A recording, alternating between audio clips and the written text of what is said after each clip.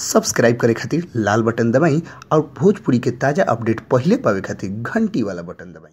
छपरा जिला भोजपुरी पर रउआ लोग के बहुत बहुत स्वागत बा। बहुत बड़ खबर आ रहा बा खेसारी लाल यादव। जी हाँ, खेसारी लाल यादव के नाम लेते रउआ लोग के दिमाग में छवि आ जात हुई कि उनका पर भइल बीते दिन हमला के बारे में। जी हाँ, बीते दिन हमला भइल रउआ लोग कारण जान गई कि उनकर फिल्म दिलवाला के प्रमोशन खातिर पटना में कहीं जात रहलन त अचानक कुछ असामाजिक तत्व मिल के खेसारी लाल यादव पर हमला कर दिले। जी हाँ, खेसारी लाल वहाँ से तो बाल बाल बच के निकल गइलन, लेकिन जब मीडिया वाला लोग उनका से घेर के सवाल पूछे लागल तो खेसारी लाल यादव अपना आप के रोक ना पैलन। जी हाँ, गुस्सा भी झलकत रहे, साथे साथे हल्का उनका चेहरा पर मायूसी भी झलकत रहे, हर प्रकार के दर्द भी झलकत रहे कि आखिर खेसारी लाल यादव जेकरा के पूरा भारत पूरा भोजपुरिया समाज चाह रहल बा, आखिर ओकरा पर हमला करे वाला आखिर वो आदमी हो के सकताटे। आखिर ऐसा घिनौना हरकत के कर सकता है खेसारी लाल यादव पर? बहुत सोचे वाला विषय बटे। मीडिया वाला लोग पूछलस कि खेसारी जी आपको किस पर सख्त संदेह लग रहा है?